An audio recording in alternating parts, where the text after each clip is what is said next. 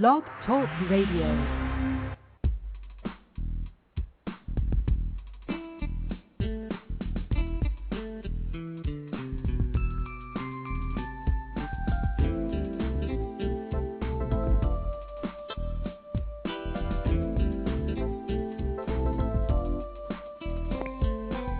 Hi everyone, and welcome to Franchise Interviews, where we're asking the franchipreneur who owns one. I'm your host Marty McDermott with my co-host Don Johnson. And if you ever dreamed of owning your own business, then you've come to the right place.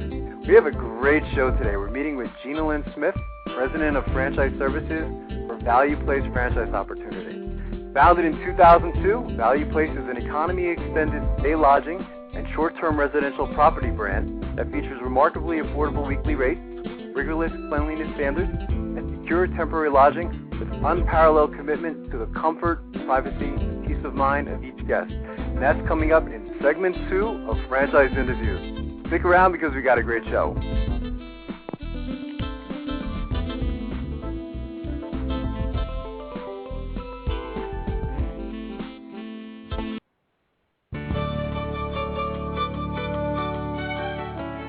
Are you one of those special people who are willing to go after your dreams and goals? Are you ready to fulfill that dream of owning your own business with the security of a proven brand? The opportunity to take control of your future and own a Rita's Italian Ice franchise is within your reach. Rita's is seeking success-oriented individuals who are ready to make a change in their life, and Rita's offers unparalleled training and support to assure your success. And did you know the frozen treat industry is a recession-proof industry, and there are Rita's in 23 states currently with 540 stores open. Rita's Italian Ice has been around for 25 years and is listed as a top-performing franchise by the Wall Street Journal. Now here's the really good part. Rita's Italian Ice is a unique and amazing taste treat. It's smoother than a snow cone, and it combines ice with real fresh fruit. The real fruit adds dramatically to the taste, and it comes in over 40 flavors. The ice and fruit are mixed on site and made fresh daily, and it is delicious. You'll want to know more about this exciting and successful franchise opportunity. Go to www.ownaritas.com and get all your questions answered. That's www.ownaritas.com to take control of your dreams and future today. You don't want to wait any longer to be a part of this adventure. www.ownaritas.com.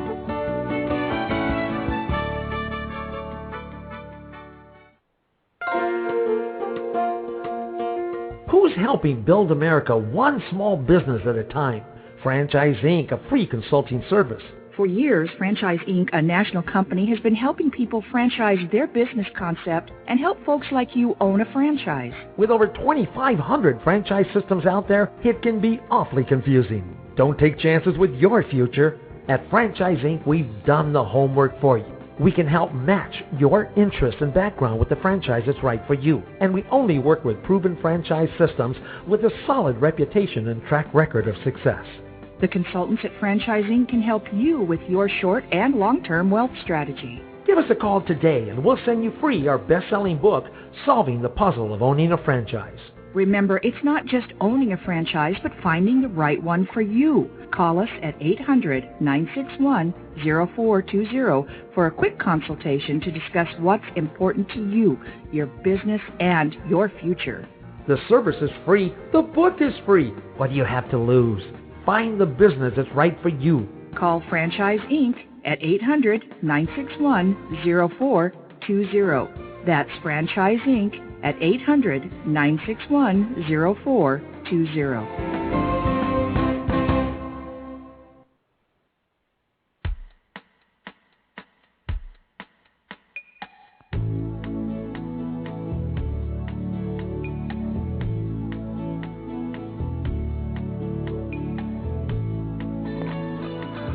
Hi everyone, and welcome back to Franchise Interviews, where we're asking the franchipreneur who owns one. I'm your host Marty McDermott with my co-host Don Johnson. And if you ever dreamed of owning your own business, then you've come to the right place. And today's show is being brought to you by Franchise Times Magazine. Franchise Times is the only publication that targets both franchisors and multi-unit franchisees and is a must-read for anyone looking to buy a franchise.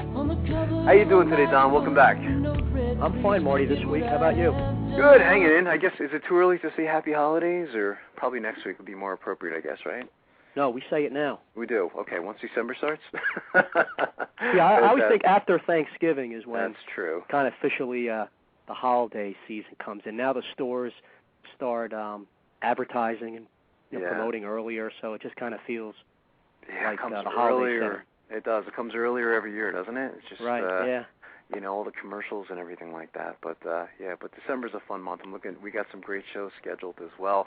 Our last show, Don, we celebrated our 150th radio show. 3 years of being on the air. It's just a big milestone for us last week. You know, it was nice to do the show before Thanksgiving as well. You know, right. And, we met with Nancy Weingartner, who is the executive editor of Franchise Times Magazine, and she was telling us about her trip to Kenya, which I thought was fantastic. We also met with Dr. John P. Hayes, and since 1979, Dr. Hayes has worked in the franchise community as a consultant, franchisee, and franchisor. Thought just an appropriate guest to have for that show. What were your thoughts on last week?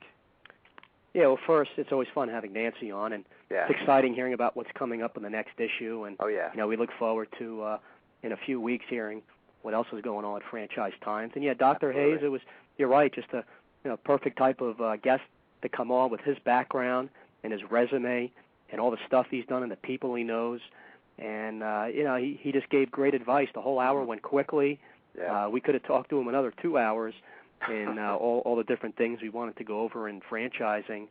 I liked one of his quotes because that's something, that we've been putting together, great quotes in franchising. I like the one he said, "Don't buy the hot franchise. It is the fastest way to get burned." Isn't that great? Yeah. And it's so true, I mean, how many times have we received that question? People will say to us, well, what's hot right now? What should I be looking at?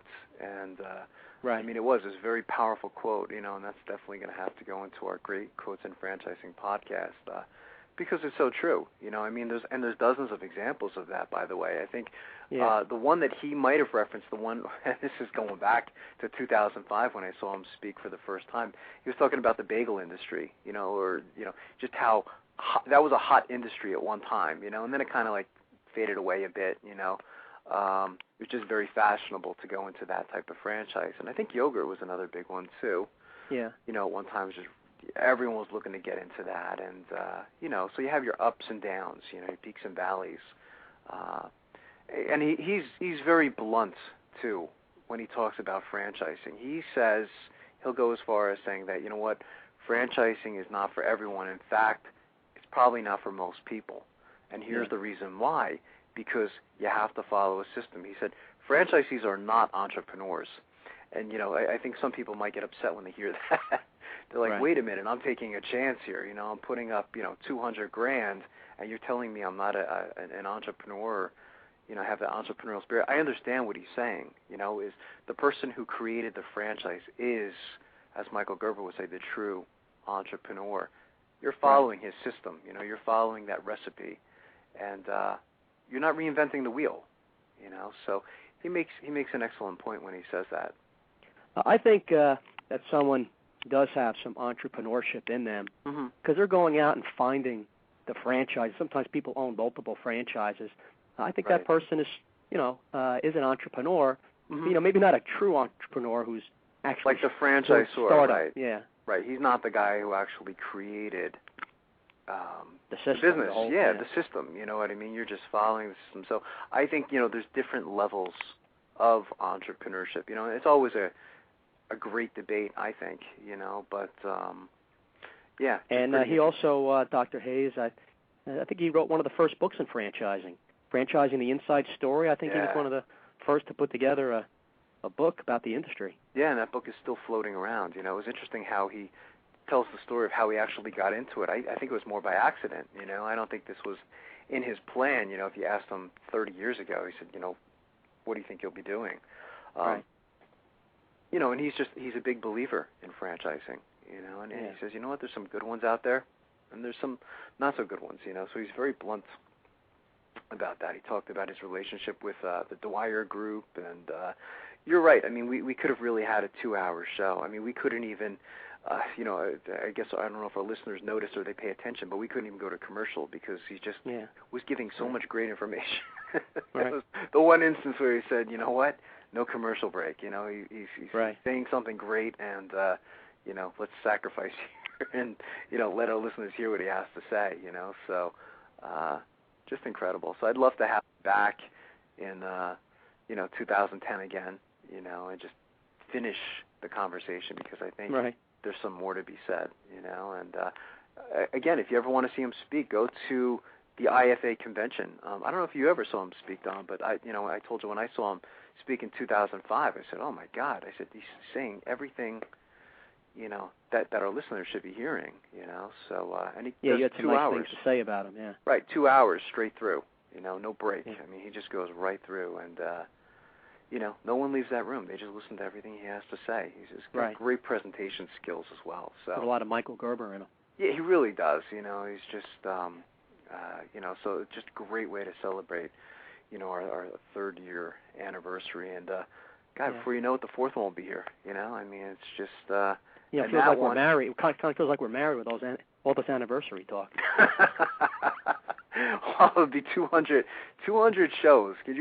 That'll be our next one. We'll hit the 200 mark, and who could have ever imagined? It's 150 hours of shows, for our listeners, and just incredible. So, but I know you had some interesting. What do we have going on today? I think we'll talk about that first, and then we'll go into. I know you had some interesting topics I wanted to discuss. Yeah, well, today we're having Gina Lynn Smith, President of Franchise Services for Value Place. That's great, isn't it? I mean, that's definitely something new for our category. Right, we've never had this. Yeah, you got about had it all, and we haven't. So I'm looking forward to speaking to Gina today. We have about 160 locations around the country, so they're pretty big. Absolutely. And then you mentioned we had a pretty interesting show for next week. We do, and the name kind of slips my. I think I'm pretty sure it's like a yogurt type of franchise. I'm gonna have to go into our. Good, I think that might be. What it is? Yeah, I think it was called Menchie's. I'll get the name for you while you're talking about some articles. Okay. Well, this is something, Marty, through Global BX, franchise versus starting a new business. When it comes to the decision to open a franchise versus starting your own business, many people choose the latter. They like the idea of building their own business up from the ground and earning recognition on their own. However, they do not realize that you can earn just as much recognition when owning a franchise as well. In fact, the rewards far outweigh the benefits, providing that you choose the right franchise to open. So they brought up about 8 points that clearly define why opening a franchise should ultimately be your first choice. The first one is a recognized brand and relevant trademarks. If you open a franchise, then you will be doing so under a recognized brand name, thus establishing brand awareness right from the start. This will undoubtedly tempt people through the door because name recognition will attract new customers. So that's obvious. The brand that's recognition. True. Absolutely. I mean, even our show today. I mean, with Value Place. Some of the names. I mean, you'd recognize right away. Residence Inn, Summerfield Suites. The places that you just recognize. And I think when it comes to lodging, I think that's important. Is that there's a recognized name. So I think that's a great example. Absolutely. Yeah. I mean, there's going to be consistency. Right. In the case of Value Place we're having on today, it's going to be clean. It's going to be the same thing every time you go. I mean, that's what you're paying for. And that's what you want, right? Exactly. The next thing, number 2, an established market presence. An established market presence is crucial if you want a chance to make a profit from year one. If you open a franchise that is a market leader in its own right, then this will automatically benefit you because the business will be synonymous with a certain service and stay in customers' minds. Kind of what we were just talking about. 3, a history in the field. If you own a franchise with an established company, then you also get the benefits of established processes and systems that have evolved over time. So you get the full benefit of the experience of others. So the history is important. 4, comprehensive training, one of the most important things. If you open up a non-franchise business, then you kind of learn as you go. Meaning that you'll probably make avoidable mistakes. You open a franchise with the training, everything you need to know will enable you to avoid those mistakes. So that's crucial. Number 5, Marty, a higher success rate and lower risk. I mean, that's obvious with franchising. Your chance of success is much higher, which means you have lower risk. And all of these, if I think Dr. Hayes was on the phone with us right now, he'd probably say, this is all true, except, again, you have to be able to follow that system. If you can't follow that system or that recipe, it could be a disaster too, So I think that's a good point to kind of mention as like a little asterisk. As well as make sure you're choosing the right system. Exactly. I mean, that could be a disaster too, right? I mean, getting into the wrong system. Well, I think you and I would probably both agree that McDonald's is probably one of the best franchises on the planet, But, I mean, how would you enjoy running that, Don? I mean, if you had one, I mean, would you like it? I don't think I would enjoy it so much. I mean, even though you're probably going to make $1 million a year plus, I don't know if I would enjoy so much working in that type of franchise. Right. Next one, Marty, pre-established supply lines and major purchasing power. You're part of a larger company. You have access to suppliers that are reliable and trustworthy, as well as getting a better price. 7, lower unforeseen costs. I mean, that's crucial. Starting your own business can cost you thousands in unforeseen costs, but when opening a franchise, you know exactly how much you will have to put into it. This is a result of full fee disclosure. The last thing, easier to start up. Many franchises want their franchisees to get into business quickly and will do everything they can to facilitate that. As such, you can own a franchise that is open for business within weeks instead of the months it should, for you to open your business. That's true. I mean, there are examples of that, where, you could get into it right away. Especially if location's not a big thing. I mean, we've had a lot of franchises where you do right from your home. Isn't that true? I mean, so yeah, I would agree with that. So yeah, I mean, I think the article makes a lot of great points. But I think it should always be prefaced with as you said, getting into the right franchise system. Because there's just so many out there to choose from. Right. Not buying a Dunkin' Donuts because you like the coffee. Something that fits your lifestyle. Right. And just being able to follow that system, and you're not looking to reinvent somebody else's creation. That's not what they're looking for. Right. And we've had franchisees in the past who've told us on the show that's exactly what they wanted to do. They didn't want to have to deal with all this stuff because it's already there when you buy a franchise. They just wanted to come in and just be trained, follow the system. It's interesting you say that, Doc, because I don't know. I was listening to our great quotes in franchising podcast. As you know, I do a lot of grading and things like that, being an online professor, so I can listen to our shows and go back and But listening to the podcast, I don't know if you remember, there was a great quote from a Liberty Tax franchisee saying the guy realized, he took an assessment of his life and he says, I'm not a creative person. I just want to be able to give me a system and I'll execute it for you. That was his strength, and most successful franchisee to Liberty Tax. And you say, why is he the most successful franchisee? Well, because he's not creative, and he can follow a system. So, and again, I'm not to say that franchisees can't be creative, but they can't recreate, that whole thing. Right. Good learning. There's been a lot of franchisees over time who gave the franchisor some new ideas, which then were utilized. Yeah, absolutely. Hey, here's the show for next week too, Don. Just so you know, it's Menchie's is the brainchild of Dana and Adam, whose passion and love for creating the perfect frozen yogurt quickly transformed into the ultimate froyo lover's paradise. Other ice cream and frozen yogurt stores offer a limited amount of choices and charge customers for every flavor or topping they ordered. So that's next week's show. Just so you know, they're called Menchie's. Have you ever heard of them before? No, I haven't. It's interesting then. I mean, it's once again. I mean, it's having these franchises on the show. That we may not always be familiar with. Right. Some newer Good. content. We look forward to that. Next, Marty, franchisors look north from the Financial Post. Canada's a good place to do business. U.S. franchise corporations have always eyed Canada for expansion. Its geography, proximity, and similar language and culture make it a natural fit, but going north of the border wasn't always a top priority. Interesting. And it goes on, it's on their list somewhere after Wyoming, Alaska, Canada, says Larry Weinberger, Toronto franchise lawyer who recently co-chaired the American Bar Association's annual forum on franchising in Toronto. Right. A trend appears to be emerging among U.S.-based franchisors to target the Canadian market first for international expansion. A slow-to-recover U.S. economy combined with Canada's relative strength during the recession seems to be luring franchise operators to Canada. Now they're thinking differently, Mr. Weinberg says. I think the word is getting out that Canada is a good place to do business. Several U.S. franchise companies have either begun testing the Canadian market or rolled out aggressive expansion plans in recent weeks and months. The Melting Pot, a Tampa-based fondue restaurant franchisor, has eyed Canada for international expansion for years. We felt there was a logical starting point, perhaps a safer starting point for international expansion, says Dan Stone, Director of Franchise Development for the Melting Pot.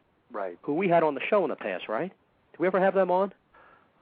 You got me. I used to be able to recite the shows like in order, from first show to present moment. I can't do it anymore, so I know I've helped them with financing a little bit. But okay, it's possible. I'll have to go back in the archive and see if we had them on the show. It goes on. Some people would say that the worst time to be doing something like that, he says, but my background was in the financial world, and I saw the world wasn't going to end. Mr. Stone says the Melting Pot, which caters to group celebrations such as anniversaries, birthdays, and other special or corporate occasions, they have plans to open about 15 restaurants in eastern Canada. Wow. Melting Pot is one of several U.S. franchise brands with aggressive expansion plans for Canada. Dairy Queen and Little Caesars are looking at Canada. Buffalo Wild Wings is looking forward to doing some business up there. PuroClean, the U.S. Property Disaster Restoration Forum, is already experiencing rapid growth as it expands into the Canadian market. So, pretty interesting. Our neighbors to the north. It is interesting. I mean, do you have any experience? Have you done any financing up there or anything like that for? No, we've just never done financing. I know I believe anyway that the laws are a little different up in Canada as far as franchising goes. I don't know if they're significantly different. I can't imagine, but we could always find out about that, as well. Right. But pretty interesting. I mean, you said Dairy Queen. That's why you wonder if ice cream's like the last thing you think of in Canada. Right. I know it's getting pretty cold up there right now, so kind of interesting. Yeah. Good topic. I mean, it's a good article. Here's something else, Marty, through Reuters. Small U.S. firms face credit squeeze as crisis drags. Out of San Diego, small companies create more than half of America's jobs, but the entrepreneurs who drive this part of the economy continue to complain that access to credit 2 years into the recession remains scarce. Small business owners say banks remain extremely wary of risk and a world away from the carefree lending that inflated an epic boom in housing values that went bust and pushed America to its worst economic downturn in decades. They say their home equity lines of credit have been cut, business credit lines withdrawn, and credit cards limits slashed. Still, profitable firms complain of a major pullback by banks, which may warn will leave U.S. economic recovery stillborn. It's like we've gone back 15 years in time to Carmine Ryan, who founded Ryan Brothers Coffee in San Diego with his brothers. Main reason I'm doing this article is because the guy's name is Ryan, same name as my son. I knew you had an agenda on this one. We have a proven track record, he says. We pay our bills early. We're profitable. But banks are so gun-shy now that no one would touch us. They're just sitting on the money. They developed a wholesale coffee business and opened a second coffee shop earlier this year. After they opened it, they sought a loan of $120,000. They were able to get $90,000. The rest had to come up with themselves. This is not the way it should be right now, Harry Ryan said. Banks should be lending to people like us and not too far from them. Yiping Lai runs an online business, Heart to Heart Gifts, which sells toys and decorations. Her sales were over $1 million last year, but with the downturn, her revenue will end up about 50% lower this year. She'll still turn a profit, and she got a letter from her bank canceling her credit line at $55,000. I'm just mentioning this article. I mean, we all know how bad credit and lending has been, but it's unfortunate that things are still kind of tight with people. And myself being an SBA, it's just kind of frustrating because really the SBA and, I guess to a certain extent the government are not really stepping up to help small business and also SBA. An example of that, Marty, with SBA, lenders like to go through the government SBA program because they get a guarantee. They can recoup money when loans decline because the government gives a guarantee, which they put up to 90%, to give lenders more incentive to do the loan. And they also recently waived some of the fees associated with closing costs. But now that money ran out, and now the guarantee fee is lower, and now the closing costs have gone back to how they were, which is overall higher. You would think during these times they would keep these programs in place, not have any lax in time, but it seems like certain things still aren't being done, which is very frustrating. And that's, we see that in this article with a couple of these business owners who are even profitable. Well, I was saying, wasn't Matt say addressing this to the IFA? It was something we were talking about last week, wasn't it? And, it's funny. I mean, as a lot of the guests that we've had on the show, whether it's Nancy or Mary Jo from Franchise Times Magazine, I think both of them have mentioned, too, this is has been the story of the year, I guess, for franchising. It's definitely had a very big impact on the whole franchise community, from lending to franchising to everything. But we've seen some interesting opportunities at the same time. But, it seems like, there is some frustration out there as well. I think it's something that we could probably even have a whole show on, too, Don. You can even talk about probably towards the end of the year, like our last show. Right. Here, So. Well, we're going to talk about what's gone on in the year in franchising, and we'll talk about financing. Exactly. So why don't we take a quick break? I see Gina Lynn has called in, and we'll be right back with more franchise interviews.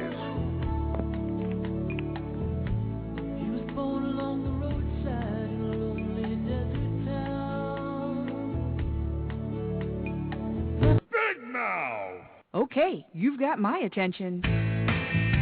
It's a rare event in the world of franchising when an opportunity comes your way that can and will thrive in almost any economic environment. It's here, and its name is Big Mouth Advertising. Big Mouth. BMA is a leader in the exciting world of mobile media advertising. Why is mobile media advertising able to defy the economic cycles? The answer is obvious. In times of economic weakness, advertising is crucial for survival as the consumer dollar is scarce and the competition fierce. What is mobile media? It's the newest and fastest growing segment in the advertising world. Mobile media brings the message directly to the consumer. Mobile media goes to the consumer in traffic where he eats and where he plays. It quite simply cannot be turned off or thrown out. And when you join the Big Mouth team as a franchisee, you are joining the best. The Big Mouth advantage is simple and successful. We invest in a strong infrastructure and in great people. As a franchisee, you have access to this entire system, including telemarketing, sales maximization, general and administrative support, design and creative services, even billing and collection services. All you need is a mobile media vehicle, a driver, and the willingness to create a financially sound and limitless business for yourself. There are no long-term leases to sign, no expensive build-outs, no office personnel to hire. You will be part of the Big Mouth advertising community and share its entire website and reception services, as well as its complete back-office services. This virtual office guarantees you the freedom to close those sales that will make you a success. We are so proud of our successes that we have voluntarily disclosed our revenue statements. Now, how many other franchises are doing that? Even in these historically rough financial times, Big Mouth Advertising has become a dominant force in the mobile media industry.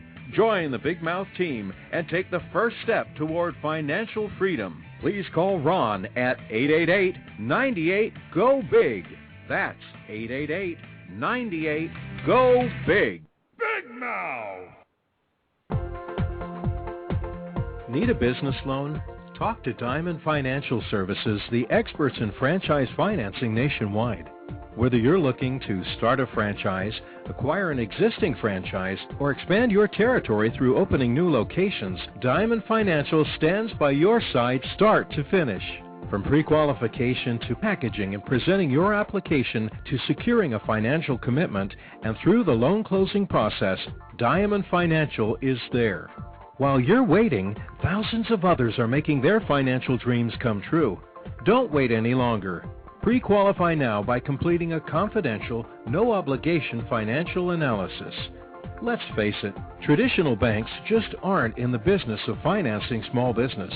At Diamond Financial, we specialize in securing franchise loans from $100,000 to $3 million and equipment leasing up to $150,000.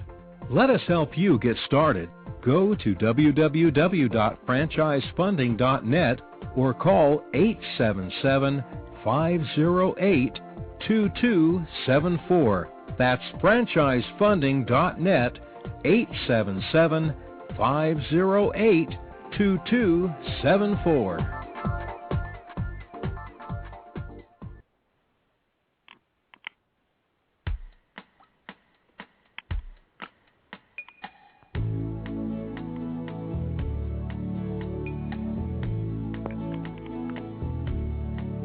Hi, everyone, and welcome back to Franchise Interviews, where we're asking the entrepreneur who owns one. I'm your host, Marty McDermott, with my co-host, Don Johnson. And if you ever dreamed of owning your own business, then you've come to the right place. And as we were saying earlier, Don, we have a great show today. We're meeting with Gina Lynn Smith, President of Franchise Services for the Value Place franchise opportunity. And founded in 2002, Value Place is an economy extended stay lodging and short-term residential property brand that features remarkably affordable weekly rates, rigorous cleanliness standards, and secure temporary lodging with an unparalleled commitment to comfort, privacy, and peace of mind for each guest. Hey, Gina Lynn, happy holidays. How are you today? I am wonderful, Marty. How are you? Oh, I'm well today, Gina. Thank you. Gina, joining us is my co-host, Don Johnson, and I know, Don, you want to speak this morning. Hey, Gina Lynn, happy holidays to you. And happy holidays to you also. Thank you. I was just going to say, I think you and I have the two most common last names in the country, right? Smith and Johnson. No relation. Right. Do you always like to ask our guests where you're calling from this morning? Well, I'm actually calling from the Charlotte Airport this morning in North Carolina. Oh, yeah. Great. Okay, fantastic. And, Gina, what were you doing before joining Value Place? I know you have an interesting background. Well, thank you for asking. I started out in the banking industry and when I was out of college, and then I went to work for Jack DeBoer, who is also the chairman and founder of Value Place. But when I first went to work for him, it was in 1996 when I was the 5th employee of Candlewood Suites, another one of the brands that we've developed. So I spent a few years at Candlewood with Jack developing that franchise program, and then I went back into the financial services industry at A.G. Edwards and just got started there, and Jack called and said, Gina Lynn, we'd like to have you start a franchise company for us. We've tested a new concept.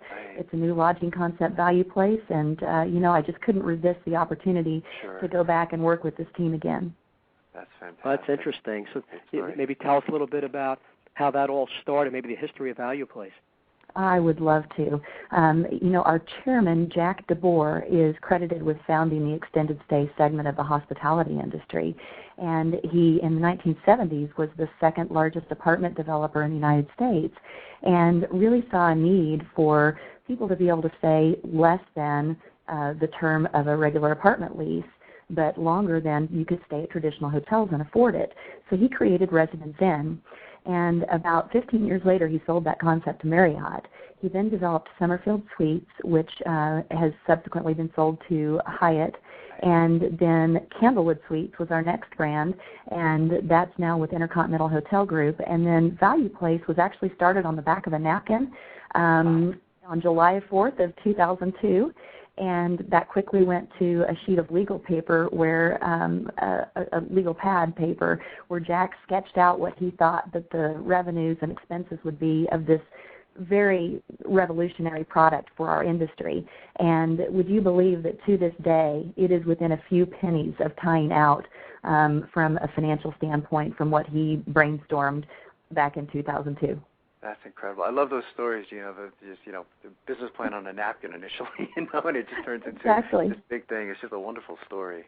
Well, and of course there's always that meeting for entrepreneurs and visionaries like Jack where he got a bunch of professionals together and they proceeded to tell him that this was a crazy idea, that no one could build an economy extended stay product for $40,000 a key, and they couldn't run it with 4.5 full-time equivalent people, and he once again has proven people wrong.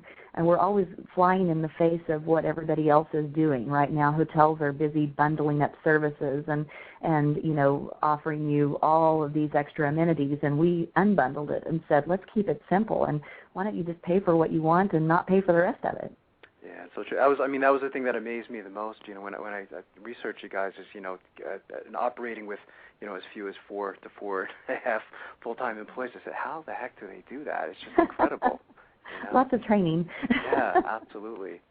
And also, right from the start, it seems like Jack wanted to franchise. Sometimes you open up a business, see how it goes a few years, and then franchise. But right from the start, Gina Lynn, I guess Jack wanted to franchise. Is that how it worked? Well, he knows that he likes franchising as a concept because he believes that two heads are better than one, and he also believes that it's a very efficient way to build a national system.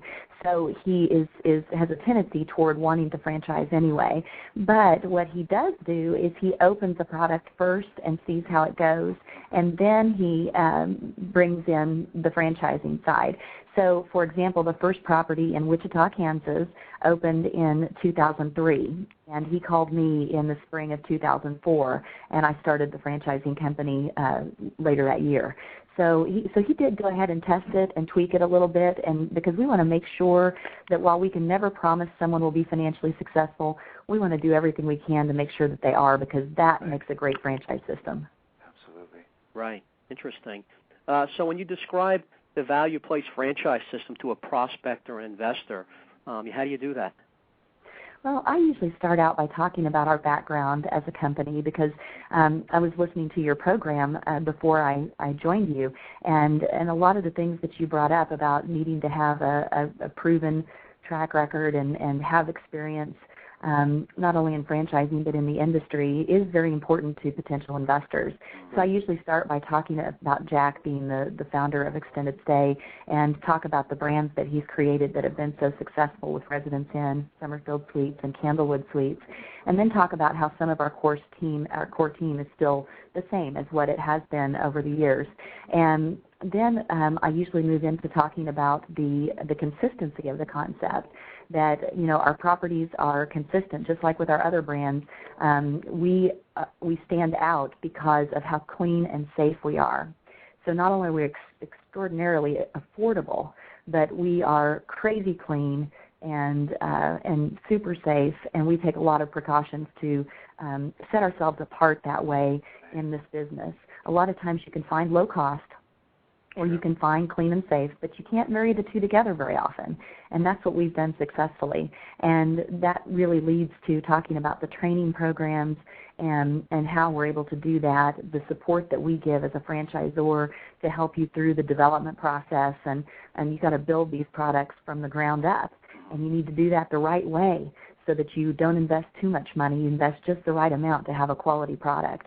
So we go over those things, and of course the operating model is key for people understanding our investment and being able to look at the fact that, yes, we do operate these with 4.5, what is the equivalent of 40-hour weeks for employees. And so you may have a team of 6 or 7, but they only work the equivalent of 4.5 employees' time in a week. And that really makes the numbers work. Oh, absolutely. It's incredible.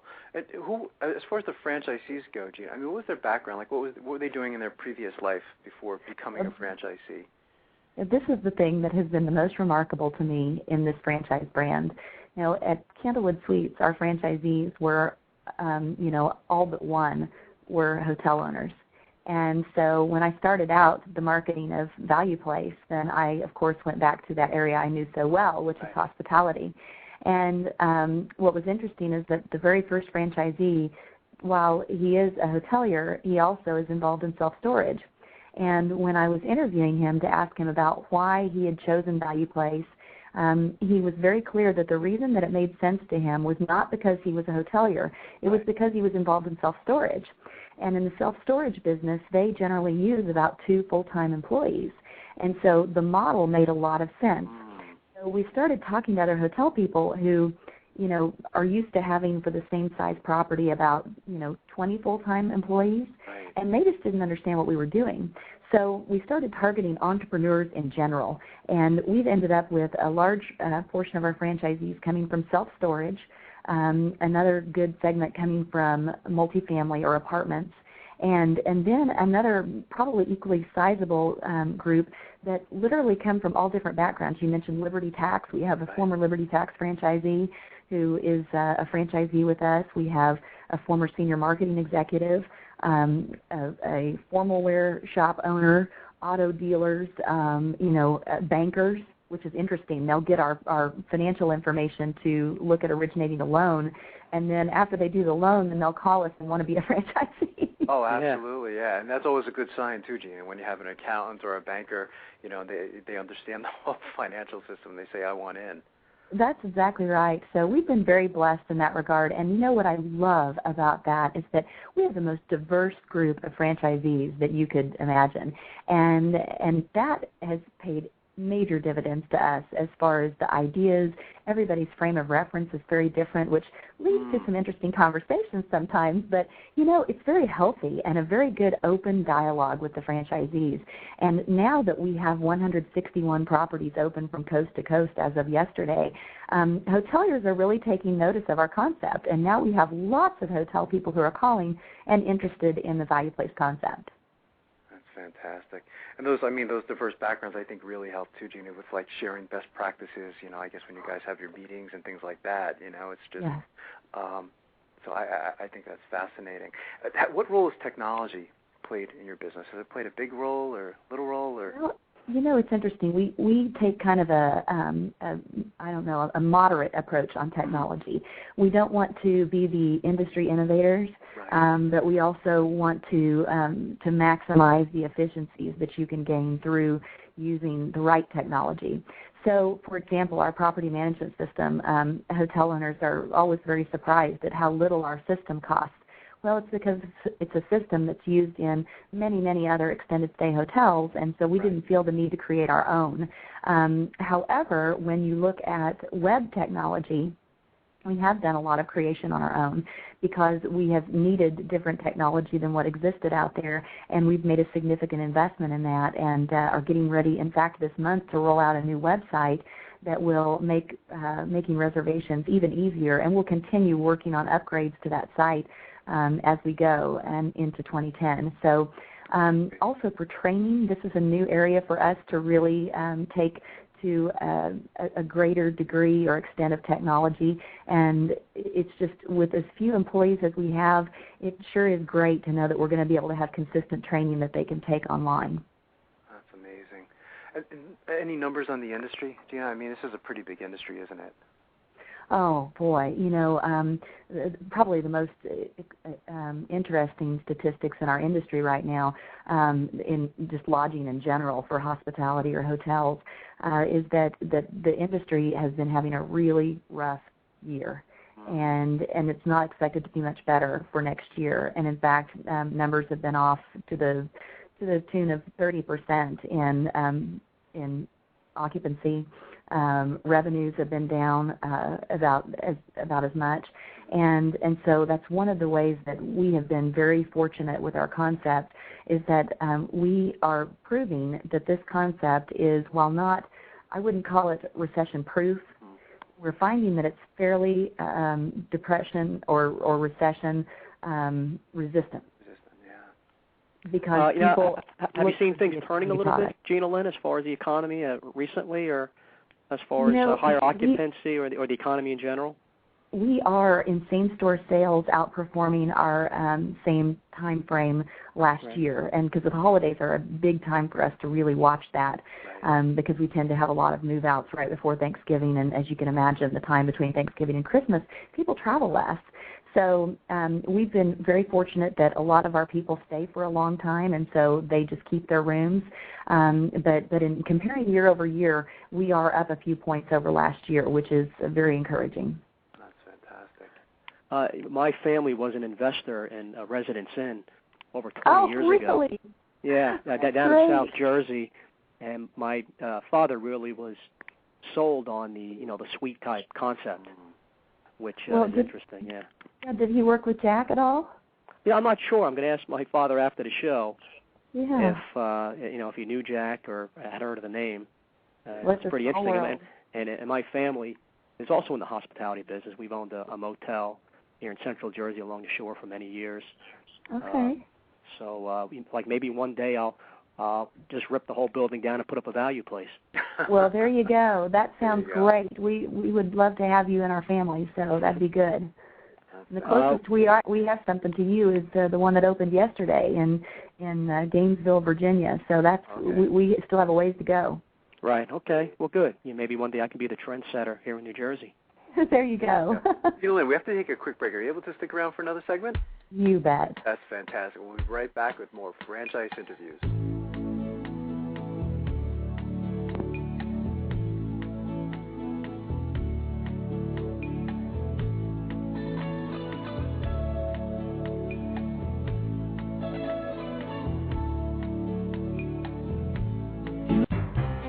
Franchise Interviews. For over 2 years now, Franchise Interviews has been giving you an up-close, behind-the-scenes look at franchising and entrepreneurship. Through our website, franchiseinterviews.com, where you can hear and read interviews as well as get tips from some of the most successful sources in franchising. And our weekly franchise radio show, where each week you get to hear a new interview with franchisors, franchisees, franchise authors, experts, and attorneys. And our free franchise newsletter, which is a must-read for anyone looking to buy a franchise. And don't forget to listen to our podcast, Great Quotes in Franchising. For more information, go to franchiseinterviews.com or call us at 610-905-2919. That's 610-905-2919.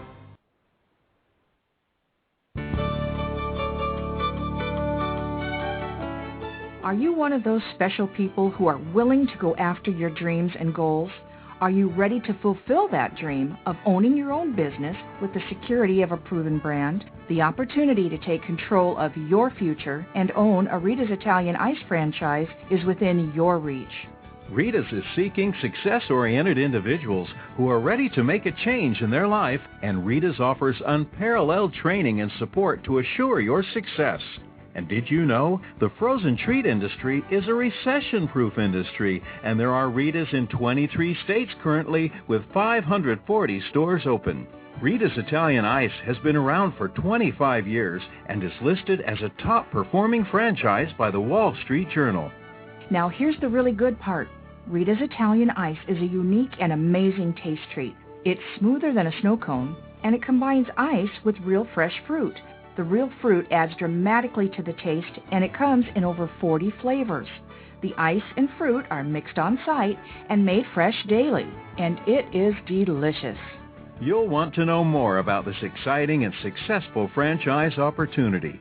Go to www.ownaritas.com and get all your questions answered.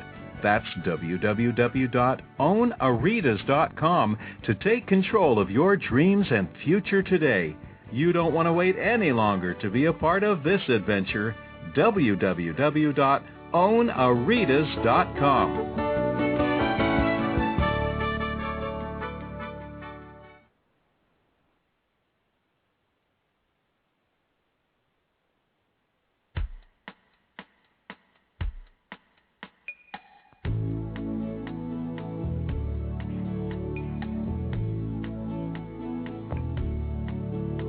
Hi, everyone, and welcome back to Franchise Interviews, where we're asking the entrepreneur who owns one. I'm your host, Marty McDermott, with my co-host, Don Johnson. And if you ever dreamed of owning your own business, then you've come to the right place. We have a great show today. We're meeting with Gina Lynn Smith, President of Franchise Services for the Value Place Franchise Opportunity. And Don, I think you're up. Yeah, Gina Lynn. You spoke before about some of the diversified backgrounds of some of your current franchisees, but are there any specific characteristics you look for and some of the future franchisees that are going to be coming on? Yeah, there absolutely are. We do love that entrepreneurial spirit that you can find, because entrepreneurs typically are very success-oriented, And so when that city council says, oh no, we're not going to approve your site, then they have the, for example, they have the ability to not see that as defeat, but rather to go back and help people understand why Value Place will be an asset to the community. And, there's so many obstacles that you can come up against, and entrepreneurs tend to be able to look past that negative experience and to turn it into a positive. On the other hand, you also have to find the right kind of entrepreneur, because they have to be able to follow a process and a system. So if you get someone who is overly entrepreneurial, then they're going to want to reinvent everything, and that doesn't work very well for them or for us. So a cultural fit is very important, a cultural fit with our organization, and just how they view business in general, how they view Value Place. If someone comes through and says, well, I think we need to add a whole bunch of frills and we need to give away internet and we need to do all these things, then probably they're not the right match. So the interviewing process is very important for us, and something we take very seriously, because we look at this as a 20-year marriage. I mean, this is a long-term investment, and we want to really walk down the aisle with those people who are going to enjoy us, and we're going to enjoy them, and work well together. That's good points. What is the training like, Gina Lynn, for new franchisees? Well, most of our properties are not owner-operated, so there are two different types of training that we have. One is for our franchisees, and we call our franchisees strategic partners because of the way we view our relationship with them. And so the strategic partner training is held in Wichita, and it's about 3 days of training in the very beginning to touch on all aspects of the business, from development to operations. And then we also have each of their team members from their company come through that training, and because it's usually done at a company or a corporate level with that group. And then they usually hire a management company or hire someone to come in and be their management company who works in their own office. And then those folks, along with the property managers, come through Property Manager 101, where they learn everything hands-on, how to do each of the positions, how to execute in those roles to be successful, how to manage the labor, how to understand the importance of training when new employees come on board, and to learn all of the intricacies to making the Value Place concept work. So lots of hands-on training, there's shadowing, and there's also some classroom training involved. Great. What's a typical day like, if there is such a thing, Gina Lynn, for a franchisee? For a franchisee, it depends a little bit. They have such diverse backgrounds. The franchisee who spends most of his or her time as a developer, then right now they're probably doing a lot of talking to banks. And y'all were talking about financing and suggesting that as a show topic. I think that's a great idea. There's plenty to talk about financing and the lack thereof right now. But seeking financing would be something they'd be doing, maybe renegotiating land contracts right now, because a lot of sellers are coming down on their prices, renegotiating GC contracts for building. And, you can beat about $1 million out of your project cost right now, because we're seeing prices as low as what we saw in 2004 for building Value Places right now. So the developer is going to be spending his or her day that way. The entrepreneurial franchisee who is more of an operator is taking time right now to refine their processes, make sure that their teams are working well, that they're using the best practices. They may be helping to create some best practices, maybe testing some things for us in the field, and just working with their teams who are out there on the front line every day. And the folks who are on the front line, they have very busy days, but they have checklists they can follow from the minute that they get there, and the first thing they do is drive around the property to look at the exterior and how it looks, all the way to what did they do when they shut down the property that night. So a very busy day, but if they stay on task, then it works very well. Interesting. And the majority of our listeners, Gina Lynn, are aspiring entrepreneurs looking to buy a franchise. What would you say to those people as far as advice? What would you give them? I would say that it is critically important that you feel like you have a passion for the franchise and the people who run the franchise. You want to feel like They're people that you want to work with day in and day out, that they're going to be there for you. Do your research to call other franchisees and see. I mean, no franchisor is going to say, oh, we don't offer good service. Everybody's going to tell you, we have great service. And so call other franchisees and perform validation. And if it's a startup concept, if they don't have franchisees that you can call, then do extra homework on the executives of the company and what their backgrounds are, where they've spent their time, and what those companies were like culturally. So I'd recommend that. The other thing is that sometimes we find a concept and we really want to be involved, but our net worth may not be what it needs to be for involvement in that product. Know that most franchisors have really thought through what their minimum net worth requirements are, and there's generally a reason for what it says. And especially in times like these, you don't want to spread yourself too thin or so thin that you end up having an issue operationally and then can't cover that financially. So you want to be able to ride out the tough times. So if you don't have the net worth that franchisor recommends, then get some partners and interview those people the same way you would your franchisor, because it is like entering into a marriage. Yeah, well said. Yeah, great advice. Yeah. What are value plans, what are your plans for the future, Jeanne? I mean, how big would Value Place like to get? Well, we, as a very unique product where we are an apartment hotel hybrid, we meet the needs of so many people in such diverse groups that we have been called in a couple of articles the Walmart of the hotel industry, and what they're referring to is just the appeal to a broad customer base. Right. What we'd like to do is to continue to grow our franchise system and our company development as well through both existing franchisees and new franchisees as well. And we see that we believe there's a need for about 1,200 Value Places in the United States. And today we're already at 161 brand new properties in about 5 years in the franchise company, which is remarkable. As far as we know, we're the fastest growing hospitality brand in extended stay in history. So that's new construction. So we want to continue growing in a very methodical way, in a very logical way for us and for our franchisees, and continue providing great, consistent lodging experiences for our guests from coast to coast. That's fantastic. And what's the best way for our listeners to get more information on becoming a Value Place franchisee? Well, the best thing to do is to go to our website, valueplace.com.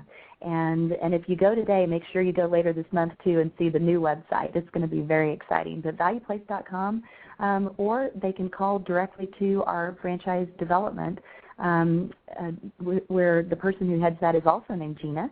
And that number is 316-631-1312. That's fantastic. And I think I've met her, by the way, Gina Lynn. Some of the recent franchise shows. I know there was the West Coast Expo in L.A. I think you guys were exhibiting at. So. Yes. Oh, that's great. That's fantastic. I want to thank you again, Gina Lynn. You've been an incredible guest. I'd like to wish you a happy holiday, and we'd love to have you guys come back next year on the show again. Oh, thanks so much. We'd love to. Thanks so much, Gina Lynn. Have a great day. Happy holidays. Okay, you too. Happy holidays. Great show, huh, Don? Yeah. Another segment and another new category for us. We've never had this on, and it's just very interesting. I love hearing the story on the Walmart of the hotel industry. Interesting. Yeah. It's interesting, the backgrounds of their franchisees as well. I was curious about that. It seems like they do have a very diverse background, and I think that adds to a franchise concept when your franchisees come from all different places. Diversity, I think, is very important. It's amazing that they can run it. The whole thing with 4 to 4.5 full-time employees. Isn't that incredible? It just blows your mind. Really is. You say, how do they do that? But again, they thought everything through. It's incredible. So we got another great show next week, Don. You did a great job today with your current events and articles going on in franchising, and it's going to be a great month. We have some more great shows. Yeah, good job to you as well, Marty. Thanks, Don. And for our listeners, go to franchiseinterviews.com, franchisefunding.net, gofranchise.com, and thanks everyone for listening, and I'll talk to you next week, Don. Great. Take care, Marty. Take care. Bye-bye. Silver spoon in mouth, success was passed through bloodlines, guaranteed.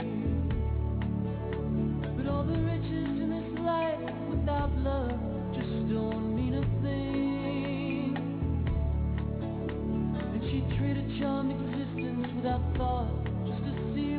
might bring. She said, where have I gone wrong? Did I carry